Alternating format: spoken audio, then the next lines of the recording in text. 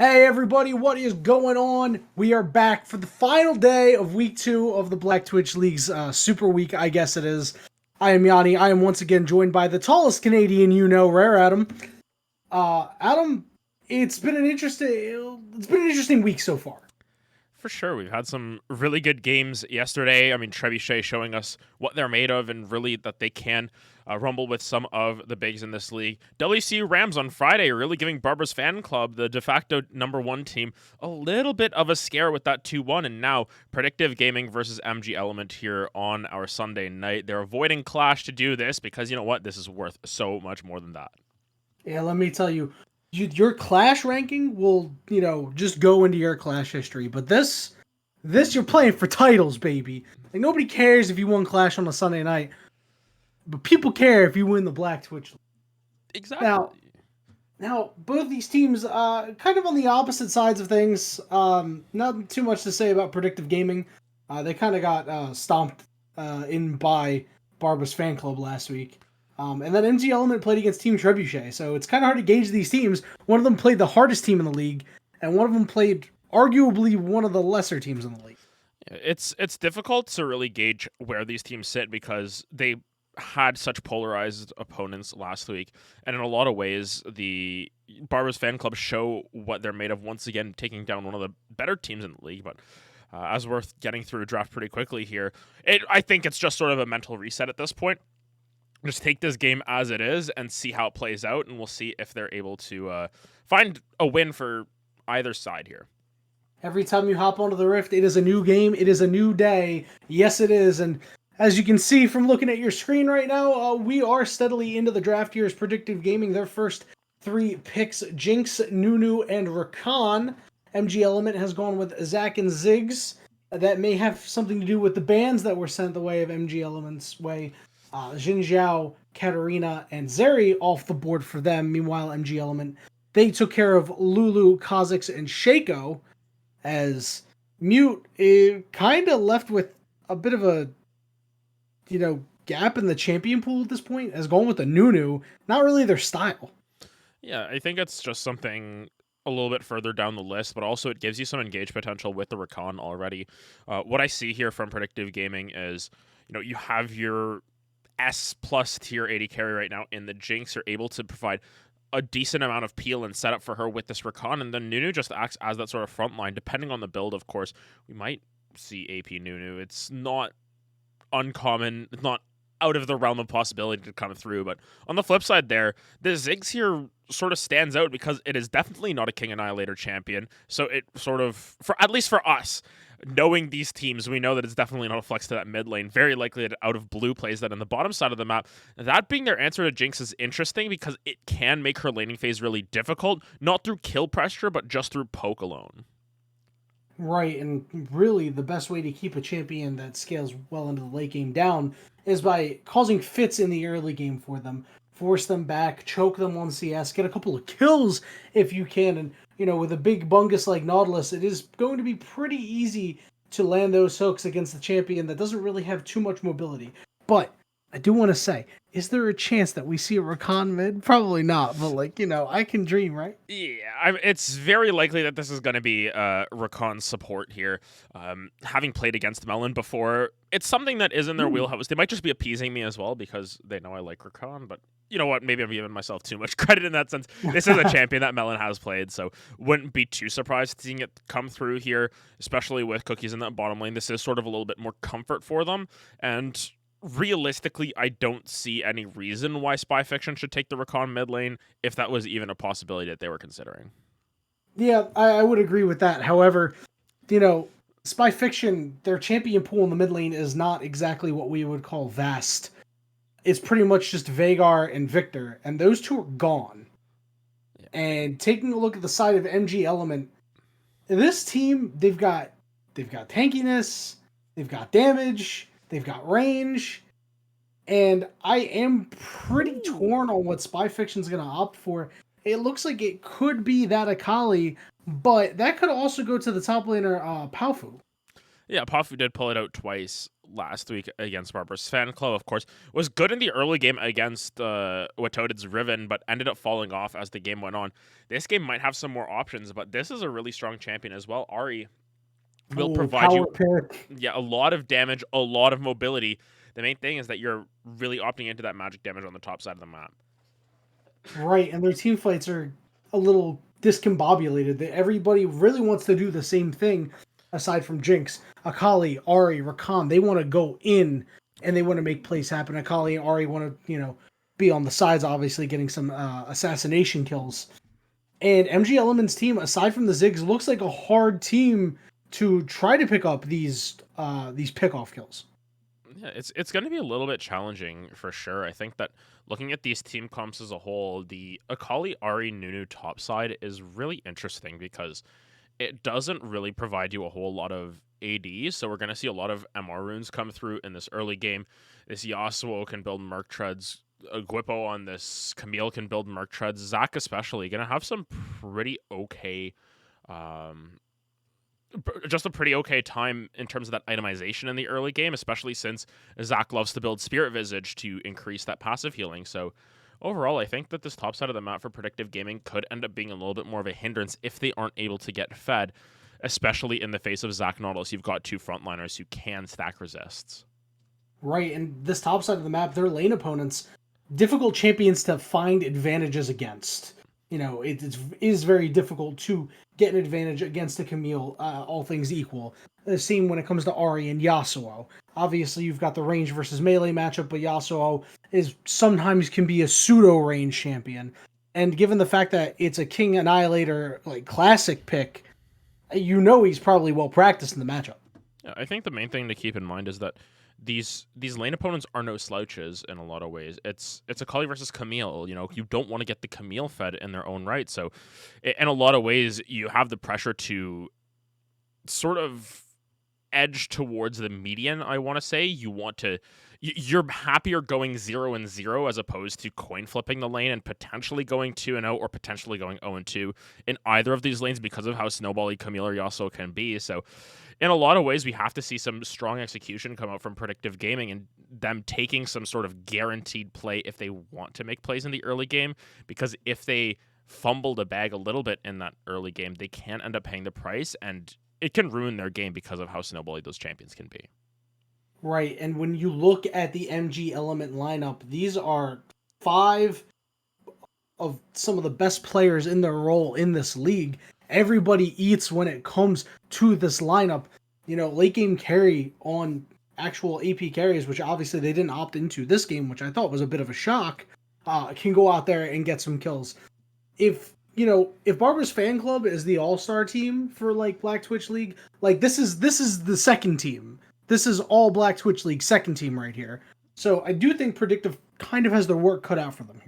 Yeah, and I mean, in a lot of ways, that is because we're more familiar with the side of what MG Element have brought to the table. They have played in the league before, but in a lot of ways, because of that familiarity, we know what they're capable of. And it is, in some ways, up to Predictive Gaming here to show the BTL community here what they can do, because I think that they weren't really given a chance to show what they were made of last week in a difficult matchup. I think this time around they can really show what Predictive Gaming is all about and sort of set an identity for themselves. In this game, it's going to be a little bit more challenging just based off of the champions that they selected, but if they are able to make this game work, it puts a pretty big sort of check mark next to them in my mind, because they made a very difficult to execute comp work out in favor of them. Right, and when you take a look at the team that they're up against, like we mentioned a little bit ago, and the fact that he played against Barbar's Fan Club last week, is this the hardest 2-game stretch that you could run into in the Black Twitch League, week 1 to week 2? From what we can tell, yes. I mean, the jury is still out on WCU Rams, who took a game off of a Barbar's Fan Club. That could be a pretty difficult matchup as well. But to start off your season for Predictive Gaming, it is a difficult couple of weeks, and I think that if they're able to even scratch out a game win here, or even the series, I think it would do great things for their season as a whole, as well as give them the confidence to push forward in the rest of the season, knowing that the rest of the opponents might be a little bit easier for them to handle. That being said, falling behind 0-2 to start the season is never a good way to kick things off. That could be incredibly damaging to the mental. That being said, we will have to see how these teams shake out on the Rift, because we can do all the talking that we want about the draft, but what matters is what happens in between those turrets. We are currently in a spectator delay, so do not go anywhere, because in a few short moments we will bring you Game 1 action between Predictive Gaming and MG Element. We'll see if these combustible elements will give us a great game.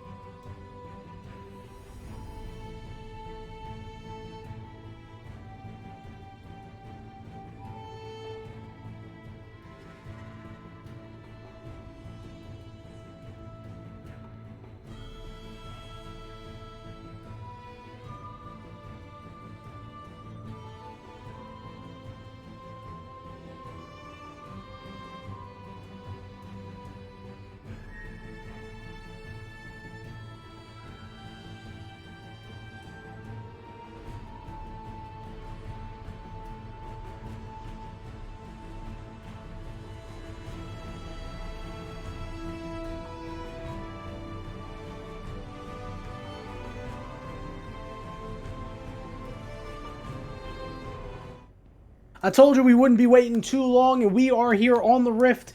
Game 1 between Predictive Gaming and MG Element. MG Element will be on the red side, Predictive Gaming on the blue side. And it looks like the entire squad of MG Element is headed to the bot lane, and there is one solitary Jinx in the area. Ooh, yeah, Cookie's got to be careful here. I think they spot this out, though. Get him! Get him! Late game carry trying to find the angle here. Melon trying to come down. I like staying against the wall just in case the hook catches on the wall. Flash from Cookies. Great start for MG Element. Yeah, really well played. I mean, you got to be careful of that lollipopping on the Nautilus hook. Granted, I think that the pullback wouldn't have been too bad, but the brief stun timer there would have been pretty awful if you are Cookie. So just going to play it safe and flash away from that, but they're going for more. Oh, no way. Cookies, run. Run, Cookies, run. Late game carry trying to land the hook, and he does. Onto the Rakan. Melon is going to try to jump away, but Gwippo, not to be confused with Whippo in the area, and Cookies has been rooted, exhausted. You got nowhere to go. First blood going over to King Annihilator. That is exactly how MG Element drew it up. Yeah, late game carry going to burn both of those summoners, but I think that is okay here. You get first blood, you get it onto your Yasuo here, and King Annihilator going to be feeling really comfortable in this lane now. We already know about the outplay potential of the Yasuo into the Ahri, so, you know, giving over a kill early on means that that potential is sort of increased a little bit. Right, and realistically speaking, Yasuo has now hit his 10 deaths power spike at 0 deaths, right? Yeah, because he's got a 10 in his score. Yeah, he does. He's even got 100 in his score. Oh my goodness. God damn. That's kind of nice, you know, having 100 in your score. So, you know, keep it at 100 in the mid lane, and we'll see if King Annihilator is able to sort of expand on that lead and push forward. He gets the early level 2 to put Spy Fiction behind, and we see here in the top lane, oh, never mind, there's fighting in the bottom lane too, as Melon has been rooted up, knocked up, taking a heck of a lot of damage. Heal out there from Cookies, no summoners on this Jinx, and that's a big snowball!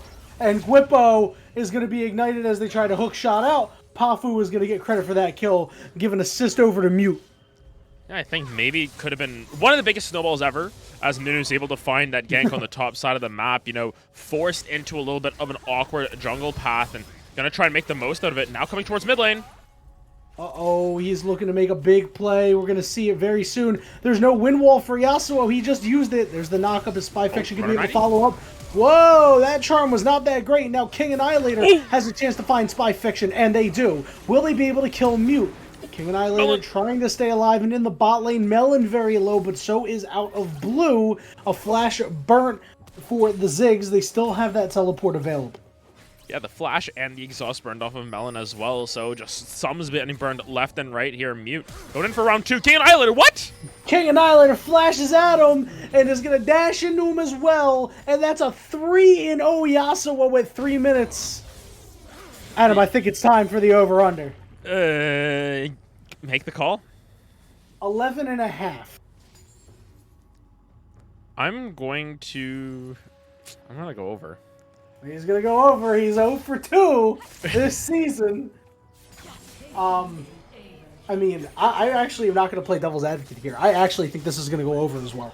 Yeah, it's looking really good for the side of King Annihilator here. You know, being able to get a first back Zerker Greaves plus a longsword into what is effectively just a kind of a crappy Costco pair of boots here from the side of Spy Fiction means that, you know, King Annihilator is going to have a lot of onus in this lane to carry, and, you know, picking up 3 kills at effectively Yasuo's weakest point in the game, I think, is a massive advantage here, and especially when it's on someone as comfortable as King Annihilator.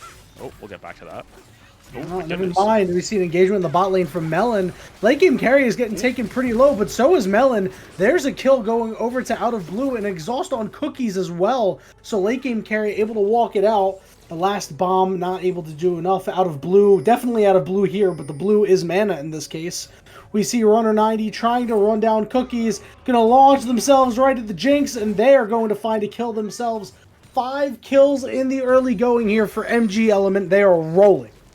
Yeah, they're just able to find plays everywhere on the map at this point. You know, burning that flash early on the Jinx is so crucial because it prevents her from laning phase in a lot of ways, and now you've got Out of Blue preventing that from ever happening again by having the Lost Chapter and the tier as well. You've got this Zac who is now sort of running around the map, able to do whatever they please, despite runner 90. being runner 90, basically running at 90 miles an hour down to the bottom side of the map, as well as King Annihilator doing what the name suggests. Everyone's sort of living up to their name in that sense, and even Guipo on the top side is we're not. He's living up to his name because he's definitely not Guipo. Yeah, he's not Guipo, unfortunately. He is simply a griefing Guipo. It's been a little bit of a tough time. Guipo. King Annihilator taking away these chickens protecting themselves against Spy Fiction, and they'll be able to walk it out and mute when they try to counter jungle. No, everything is Yasuo's. Yasuo owns everything. Yeah, it's been really difficult because what I was going to mention earlier is the fact that this team comp is so well suited for a Yasuo carry as well. You've got the Ziggs knockup, the Nautilus knockup, the Zac knockup. Camille technically has a knockup on her hook shot for a brief second there. You effectively got like 4 or 5 knockups that you can make use of here from this Yasuo. There are so many opportunities for King Annihilator to get into that fight, and once he's able to pop that last breath, he gets that bonus armor shred, and that's going to be pretty big. But topside, and we see Powfu going in for it. Did hit level 6. Late game carry able to help support the top laner a little bit here, as Out of Blue is fairly safe on the bottom side on their own. But Powfu starting to take a little bit more damage. The Ignite down onto Guipo. Oh! Hook lands under the turret as late game carry. They're going to have to flash out. A little over-aggressive there, but no summoners left on the Sakali. Yeah, it was a little bit touch and go there. I think if Powfu was trying to find the second half of the perfect execution to find a kill and held onto it a little bit too long, so ended up walking up a little bit too far, but then the Shuriken flip ends up forcing the flash away from late game carry as they go under the tower. So, a couple of misplays there, but overall ends up, I think, benefiting Powfu a little bit more here, just because they're able to burn a summoner here at least. Oh boy. Well, there he comes. Double knockup. Look at all the damage. Knockups upon knockups, but Out of Blue could be in a little bit of trouble. Never mind. That Mega Inferno Bomb doing so much damage to the Jinx and the Rakan. Give them 2 for Out of Blue, and Runner 90 doing their thing on the Zac. Yeah, Brazil v Germany right now, so looking really tough for this side of Predictive Gaming. They've been stumped thus far, and MG Element showing that, yes, they are exactly what we saw in week 1 there, taking down Trebuchet. And you know what? A very MG Element-esque game, and this is another similar situation. They're playing to their comfort once again. They've got this Yasuo at 3-0, and honestly, they haven't done much recently. I'm getting a little worried. Yeah, just a little bit, but... Yeah, my gut feeling said I should just say under just because, just to be opposite of you all the time, but I don't know. I really felt in my bones that he was going to have a 12-kill performance, and it's not really looking like it right now. Yes. I mean, granted, it's 3 kills in laning phase. I think they've been overly respectful of what this Yasuo can do now, because they've sort of lost faith in their own sort of safety in a lot of ways, especially when you're looking down the barrel of a 3-0 Yasuo who had 3 kills at 4 minutes. Granted, there's still the composition that lines up really well with it, and once we get to these more skirmish-oriented plays, 3v3s, 4v4s, even full-out team fights, Yasuo's going to have a pretty good time in them. Granted, going to have to be careful of Out of Blue's damage as well, because the Ziggs does some pretty big damage already here, despite not even having a Mythic. That Mega Inferno Bomb there did like 400 damage to Cookies there. It was tough. Yeah, Cookies was right near the middle, and that's where the most damage is dealt. And realistically, this is not a team that, the team composition-wise, we didn't really expect Predictive Gaming to get this far behind this early. And I'm beginning to wonder if it could already be too late for them. I hate to be a doomer here, as we see Guipo engaging down onto Powfu. Runner 90 trying to join the party as well. Hookshot trying to go back, but will whiff. Here's a knockup from Mute as they're trying to make a play onto Runner 90. Is getting very low. Guipo is going to be able to flash out. Spy Fiction got here first, but here comes King Annihilator. Guipo getting very low. King Annihilator will find the Ignite down. Gets 2 kills. They're looking for 3 here. Puts the wind wall out. Lands the knockup. Is not going to go for it. 2 more kills going over to the Yasuo, and Guipo the only one to fall. Yeah, actually a little bit of hope yes, renewed here. Oh boy, here it comes again. Oh, here we go! Number 6 for King Annihilator. Meanwhile, in the bottom lane, out of blue, not to be outdone, has their 4th. This is a travesty. This is a mess right now for Predictive Gaming. They're not predicting anything. Yeah, it's starting to get a little bit scary for them. It's become a situation where they need to try and find some sort of way to stabilize this game. They need to find some equilibrium in one of these lanes and just sort of park the bus. It's been difficult for them as, you know, you have these aggressive lanes, and this is exactly what we were saying in draft. If, you know, this Yasuo gets a little bit too fed, you know, the Akali is not doing bad in her own right compared to Gwippo here, but, you know, they need to have some sort of shining light here, and thus far they haven't found anything. They need to find some way to balance out what the enemy team has here, and with Out of Blue being so fed on this Ziggs, it means that building resistances here when you don't have a true super tank, I want to say, like Nunu's your best bet, but opted to go for the phase rush, you're going to have trouble itemizing against everyone on this team. You're either going to be shredded by the Yasuo or you're going to be shredded by the Ziggs.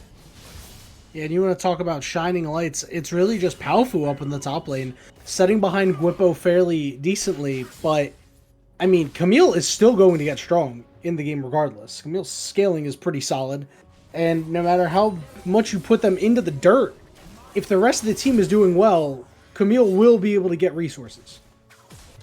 And Camille just needs to sort of... She needs to not feed. And that sounds like a really mean thing to say, but that's effectively the win condition. Just be okay with being behind this game. I think that is the lesson for Gwippo and here. Just super respecting what's going on here and just not even going to bother, but they're going to make a play on the cookies. Oh, no. Yeah, it's a good call in the top lane by Gwippo, and here we go. No, late game carry takes that one, but it is a kill in the bot lane nonetheless. So you see Gwippo busting it down over on the right side. Not sure what kind of style that is, but that is some impressive moves, as it looks like the combined might of Melon, Palfu, and Mute will be able to take the top turret, but not before Ziggs was able to take the first turret in the bot lane. Satchel charge very strong. It looks like they're trying to put some gold on the Palfu here. Yeah, they're trying to do their best, but ooh, Spy Fiction. I think they'll be A-okay. They've got a couple more not phase rushes, I'm sorry, spirit rushes to get out, but it's a great prediction at a late game carry. Never mind. This person's insane with the hooks. Out of Blue picking that one up. They're 5th of the game, and man, it's just going from bad to worse for Predictive Gaming. They get something up there in the top lane, and they're just losing so much everywhere else. Not even able to get first turret for themselves because of the Ziggs. You've always got to respect the satchel charge there. Be able to take down a tower from effectively like 25% most of the time. So, you know, just got to try and rotate around, pick up some more plates for themselves as this Yasuo, 6 kills here, 13 minutes. I think there's still some hope for us yet. All right, I do want to say that any FFs before 20 minutes will void any wagers placed, all right? Okay. We have to at least have a stipulation that way. I think any FFs just void it. No, I mean, like, well, what happens if they FF when, like, the Nexus is going down, right? Okay, yeah. We'll say exactly. Any FFs with... Any FFs before 20 minutes. Yeah, okay. You know, because, you know, that's you know, like, yeah, it's a stomp, you know, and if they decide they want to just get out and go next... Maybe play some Clash in a little bit. You know, that's totally fine. We understand. I mean, I'm not sure. I mean, I'm not sure how Ito feels about that. I think, in the end, it's always a learning experience with these games. You're generally going to get better quality games here than in Clash. But ooh, Gwippo. Oh man, griefing Gwippo up on the top lane in a whole mess of trouble. Will be able to use the Hextech Ultimatum, but will not be able to survive. It is a solo kill, not a solo kill, sorry. It is another kill for Spy Fiction. So the Ahri trying to come alive here. Yeah, it's a good attempt. I mean, they're trying to take advantage of what they can on the map. You know, this... Okay. This Camille has not had a very good game thus far, and she's not really finding any avenues back into this, you know, not being given a safe lane to farm at this point, constantly being bullied here, and it's tangible advantages like that can end up translating to some scarier team fight coming through from the side of Predictive Gaming come the later stages of this game. You know, if this Ahri is able to get that burst down onto Out of Blue, it can be quite scary because then you're losing your AP damage threat, and especially with this new probably going for a little bit more armor. Ooh. Flash burn there by Cookies. They'll be able to walk it out just fine. They also burnt the heal, so a very effective gank out of Runner 90. And like you said, the later game team fights could be scary, but we'll see if these team fights are going to be able to be scary. Here comes a teleport from Whippo trying to come in and make a play onto Melon. Palfu, though, left one-on-one with Out of Blue. This could be dangerous. Late game carry finding their way over and landing a very nice hook, followed up with a knock-up. On the other side of the fight, Runner 90 and King Annihilator trying to make things happen. Out of Blue will just barely survive. The root is down to King Annihilator. They've got that knock-up potentially. Going to try to land it. Nothing doing there. But now Cookie's being chased down, knocked up. King Annihilator, the last breath, getting over there. Their 7th of the game. And it is another team fight win for the side of MG Element. And when Palfu is unable to kill the Ziggs, you know you're in a bad way. It was unlucky as well because Cookies threw out the Super Mega Death Rocket and it missed Out of Blue by just a hair to the left there. So it would have been a lot of gold in the pocket. It would have been a lot of gold. It would have sort of accelerated this Jinx back into this game a little bit. But as of right now, Out of Blue is just able to continue pushing down these turrets. Now is full health somehow, some way again. And, sitting on 2 items here with that Shadow Flame, it means that Melon is always at risk of taking big damage from Out of Blue now because of that passive shield. But also, anytime that they try and keep Cookies alive, it might end up being worse for wear. So, really good itemization coming out. There's going to be a couple shields that end up popping up throughout this game. And it's looking real grim for the side of Predictive Gaming right now. They need to try and find an avenue back into this, and it just seems like a super uphill battle, but I think it still is possible. I think that this RA, this Akali, if they're able to go untouched, Out of Blue was almost dead there, save for late game carries, exhaust, their ultimate, their everything. Excellent hook as well. Yes. It was a really well-timed hook. Oh, no. As we see, do these guys have the damage to be able to take down Mute? He's going to flash away. He's got the phase rush. Might be able to just walk it out here, but late game carry, undeterred. Runner 90 will elect to back off. Nothing more that can be done. Yeah, I think that it's still good that the side of Predictive Gaming are looking for whatever opportunities they can. Triple kill for King Annihilator, maybe? Oh, no, never mind.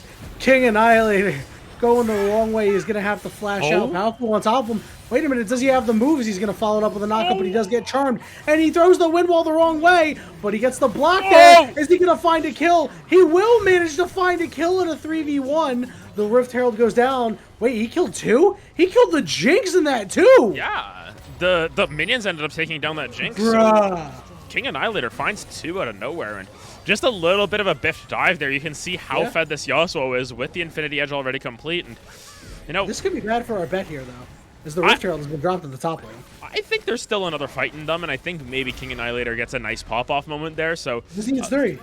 Yeah, he just needs 3 at this point. But then again, dude, if he finishes with 11, I swear to God. Listen. I've been sort of destroyed by the point twice already this season. So ooh, that was smooth.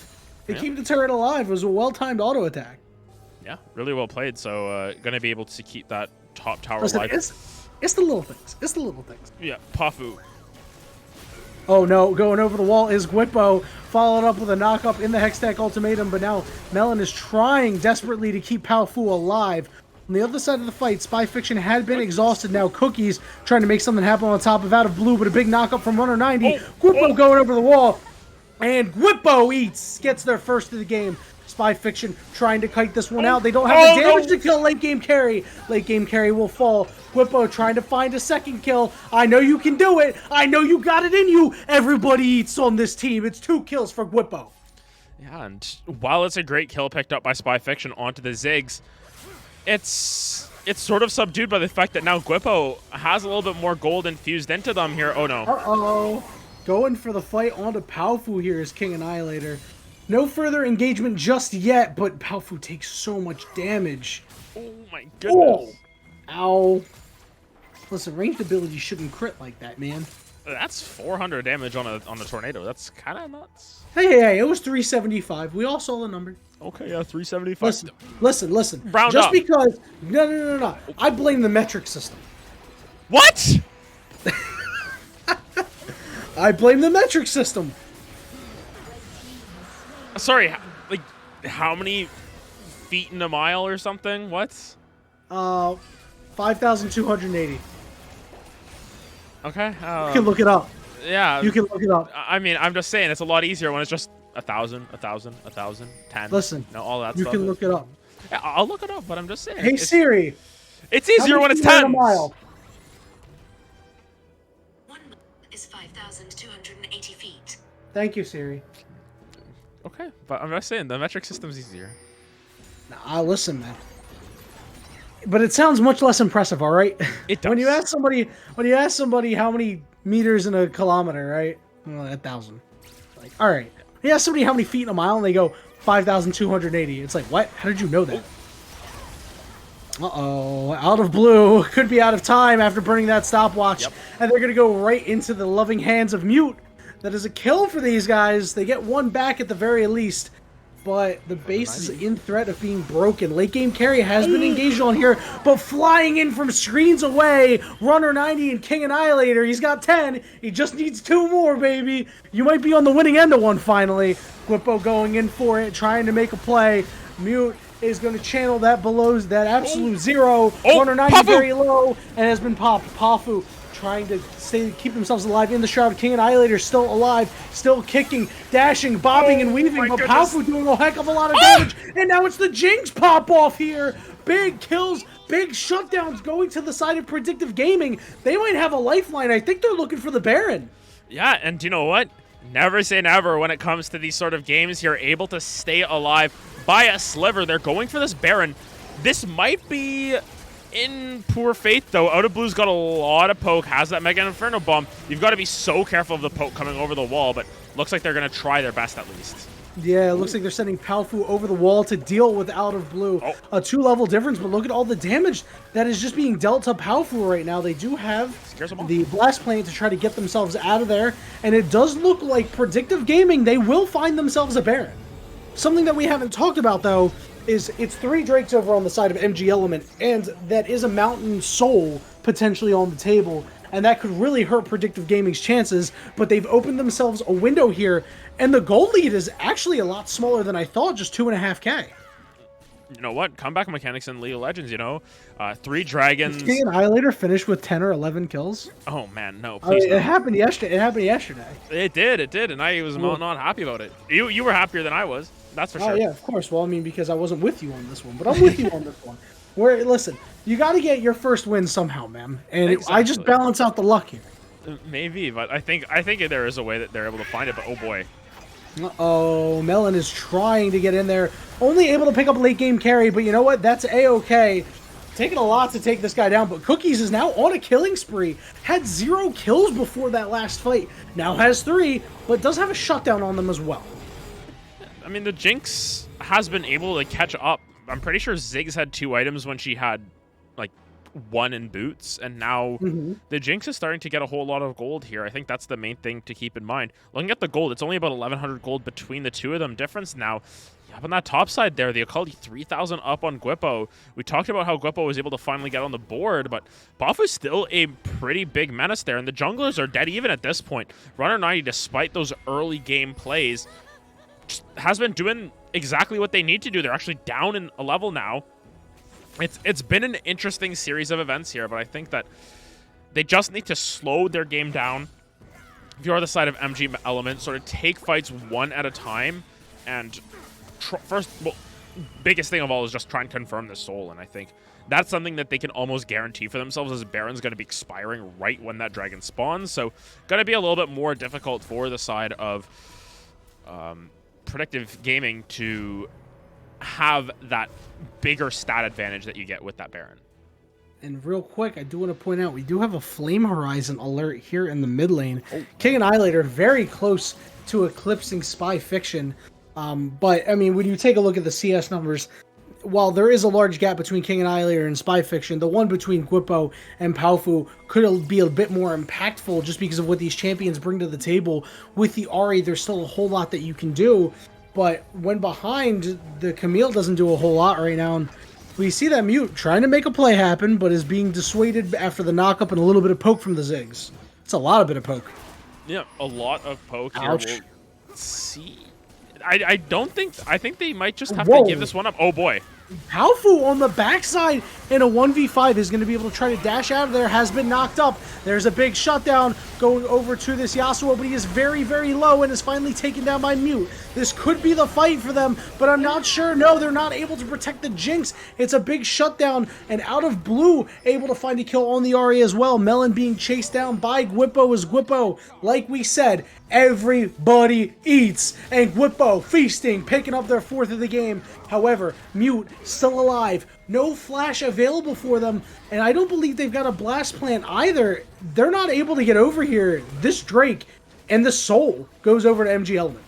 It's a really tough Soul to give up as well because it's Mountain Soul onto 2 frontliners alongside this Camille, alongside this Yasuo. There's a lot of shields that you've got to worry about here, so Soul going over is going to be pretty detrimental. The 4,000 gold lead feels a little bit more like 6,000 or 7,000 now because of that Soul going over, so it's going to be tough to close out this game, but a decent attempt coming through from the side of Predictive Gaming there. They're able to take down that Yasuo. They're able to pick up another kill on to the Anime Swordsman in the mid lane, but it's too little too late in a lot of ways. The early game has sort of spoken for itself, and while there is still ways that they can win the game, it gets a lot harder because Runner 90 is going to always be in your backline alongside King Annihilator. You have some really easy to execute crowd control onto Cookies, who's really meant to be your main carry, and Pafu, every time they try and go in, it always seems like they're getting found out. They're getting caught out in a 1v5 situation and forcing the fight a little bit earlier than they need to, and that sometimes is the spike that really hampers the side of Predictive Gaming. When you put yourself behind early, it is so difficult to try to come back. Predictive Gaming in the mid game have sort of kept pace with MG Element, but it could prove that their weak early game was too much to overcome. And now we're in the stage where one last fight can really be the end of the game. And like you said, the gold lead up to about 4,000 now. It's going to feel a lot bigger because, let me tell you, Predictive Gaming, they don't have the damage on them right now. Yeah, they don't. It's all up to the Jinx in a lot of ways. It's up to this 2.5 item Jinx, which sounds fine if, you know, the Ziggs isn't on 3.5 items in a lot of ways, or if this Yasuo isn't on 3.5 items. That's really what makes this not difficult. coming in from 2 screens away. Exactly. It really does mean, real quick, it does mean that the onus is on Melon.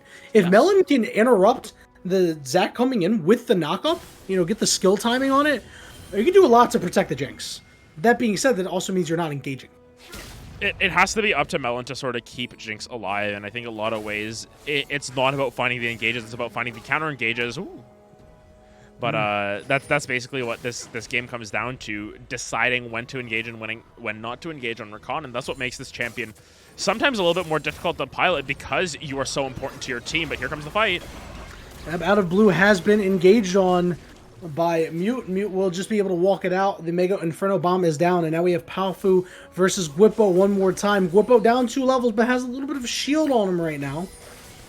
But I don't think any action is going to happen there, as all this action is happening at the Baron right now, and Predictive Gaming, they are forced to make a move. They have to do something. They need to try and do what they can. Here comes the plays. Here comes the fight. This might be the game-winning fight here. Gwippo teleporting in from the side, and here comes the teleport out of Palfu. We're seeing a hook landed onto Melon. Melon trying to find a way out. Mute finding a knockup out of blue has been mispositioned there. The Annihilator gets the 12th kill. Let's go. Palfu able to find out of blue, but Melon does fall. Palfu in a 3v1 right now is Mute, unable to assist. They have a lot of damage, but I don't know if they have enough. King Annihilator finds a triple kill in this fight, and double kill for Gwippo, and it is a 5-for-1 in favor of MG Element, and they're beginning to death march into the base. We finally get the victory. Congratulations, Adam! We did it! Ah! Woo! And I knew you could do it.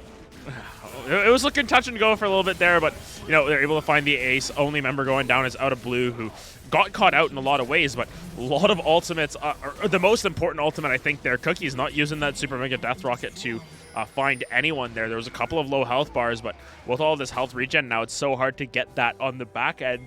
And the shields. Yeah, and they're going to move over to that Baron. They're just going to make sure that they get as much as possible and look to close the game with the next push. I actually thought they were going to be able to end the game on the last push, but, you know, they realized they didn't have the minions. Didn't have the Ziggs. You know, yeah, also not having the Ziggs. I mean, Ziggs had teleport, though. You saw him, he's just teleported over to the Baron as he eats a Super Mega Death Rocket. But the Baron is the one that is super mega dead. That one taken by MG Element to nobody's surprise. It's about an 8,000 gold lead in a minute and 30 seconds.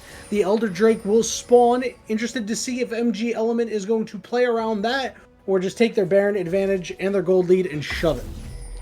Yeah, I think that it's very likely the Elder Dragon will be the final sort of fight or push of the game or in and around that objective, because it is up to Predictive Gaming to try and find that objective, try and find a steal at this point, and take that fight afterwards with the effectively 75% health bars on the opposite side. But you've got the GA already complete on the Yasuo, so you've got to kill this guy twice. Not going to be the easiest task. You can barely kill him once. Yeah. He's only died 3 times. It's a tall task. I mean, that is tied for the second most on the team, but you get my point here. So we see Mute trying to make something happen on King Annihilator, but from out of nowhere comes Runner 90. Oh, out of blue! Now Mute is in a bad way, but so is Out of Blue. Out of position. Powfu trying to find the engagement onto the Zonius has been popped, and now the rest of the team, MG Element there to help their comrade. Powfu does not have the damage. King Annihilator, number 15 for him. Runner 90 looking for more, unable to find it. Yeah, it's going to be tough because now the rest of the fight's just going to go the way of... No. 16 for King Annihilator. You The think he wind can get wall. 20 this game? Whippo going over the wall. Look at all the damage. It's a double kill. Well, he's got 3 in the fight for King Annihilator, so technically call it a triple. 17, 3 and 1. Bloodthirsty looking for more as Whippo drops the Hextech Ultimatum. Melon doing what they can to try to help out Mute. It's a double knockup into a double knockup. Runner 90 trying to join the party. Melon diving and dodging, trying to get out of harm's way. Look at all the damage that King Annihilator does. He's godlike as he was in the fountain for a half a second and managed to live. Is tethering the fountain laser at this point while the rest of MG Element is busting down the base. It's a shutdown going over to Mute, but it doesn't matter because that Nexus is gone and this game has been shut down. MG Element come out strong and take the game. They lead the series 1-0. Yeah, just really well played by the side of MG Element to take that game 1 for themselves. They had so much going from them from tape to tape in a lot of ways. And MG Element just sort of running away in that early game with the early leads. And it's difficult to contest it. They had a fantastic game, and that's all that can be said about MG Element in a lot of ways. They were able to find their win condition through the mid lane, through that bottom side of the map, and unfortunately for Cookies, just those are the sort of games where you're like, oh, well, you know, I did what I could, and they just got, you know, season 12 in a lot of ways. And you know what? Sometimes that's how the cookie crumbles. Yeah. But MG Element, you can't take them out of their element. King Annihilator was the King Annihilator. 18 kills and hogging the entire kill share. Only 1 assist. That is, maybe we should take props on how many assists they're going to get next game, because they are not one for dishing kills out elsewhere. Yeah, they're not one for splitting the bill in a lot of ways, and in a lot of ways it didn't matter because this Yasuo was able to take their tangible advantages that they were able to find from the first blood, push it forward, you know, 3-0 at 4 minutes, and continue at a breakneck pace throughout the entire game. It was looking a little bit scary because we thought they were going to win the game too quickly, but no, that mid-game, almost a comeback coming through from the side of Predictive Gaming, and honestly just really well played to sort of get back on their feet for MG Element to make sure that they close out that game without too much issue. Right, and you know, when you get 3 kills in the first 4 minutes, that's really a pace that you're not going to be able to keep up, but having 18 kills over a 32-minute game, a kill every, what, we'll call it minute and 20 seconds, that is difficult to do, and they did end up getting that Flame Horizon, by the way. Yeah, it's a perfect Flame Horizon, too. 111 CS more. It was just a perfect game in a lot of ways coming through from the side of Yasuo. Yes, we can harp on, oh, they died, whatever, but you know, who cares? When you get 18 kills, you know, dying can be covered up by how many kills you get. And one of those deaths was to the fountain, so yeah, there you go. So that doesn't even count. You know, let's be real here. Yeah.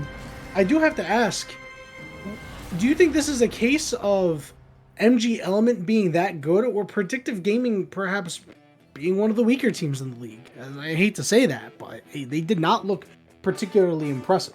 I think that Predictive Gaming just they were missing out on just a couple of execution plays, and I think they've started to fall into a little bit of a draft rut. I think they need to try and find some new ways to sort of spice up their draft a little bit, draft something a little bit different. That's the main point that I want to see come through in game number 2 here. But overall, I think Predictive or MG Element are showing themselves as one of the better teams in this league as well. So it's a bit of both. Yeah, I can say that. I can say that with pretty good confidence there. It is a little bit of column A, a little bit of column B. And, I mean, it's just absolute decimation of the game. And, you know, perhaps it was the rough early game start for the side of Predictive Gaming. Sometimes it just happens, you know, you get behind at level 1 due to some invade shenanigans, and then all of a sudden, you know, you're behind the 8 ball, you're on tilt a little bit. But now's the time for the mental reset for Predictive Gaming, because you don't want to go down 0-2. And sure, we did call this potentially the hardest 2-game stretch that you'll see any team take on in the league. But I mean, you have to put up a fight. And while they did in the mid game, they were feeble in the early game. They need to find something to sort of push their way back into relevance in the mental sense in a lot of ways. You know, it's getting to the point where even though we're in week 2, you don't want to sort of write off these teams as, oh, this team is a free win or something. And you need to make sure that you're showing the community in a lot of ways. You need to show that what you are made of. You need to show that you are worthwhile of giving these teams a little bit more of a run for their money. So I think that this game will be pretty important for the side of Predictive Gaming to sort of set up for the next couple of weeks of this league.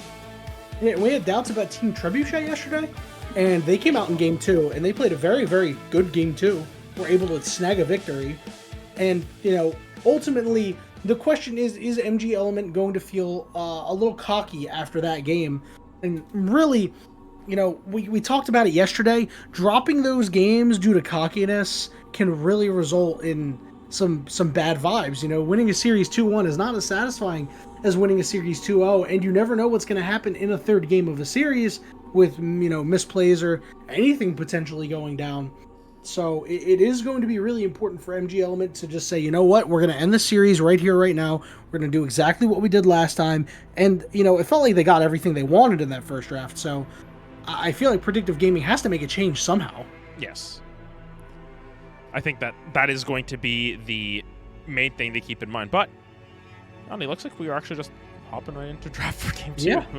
Yeah, I mean, everybody got into the lobby so quickly, I was like, you know what, I mean, you know, well, we can miss out on a break. That's totally fine. Yeah. You know, we'll just, you know, instead of waiting for them to pick their champions and champion select, we'll just break after the draft. You know, exactly.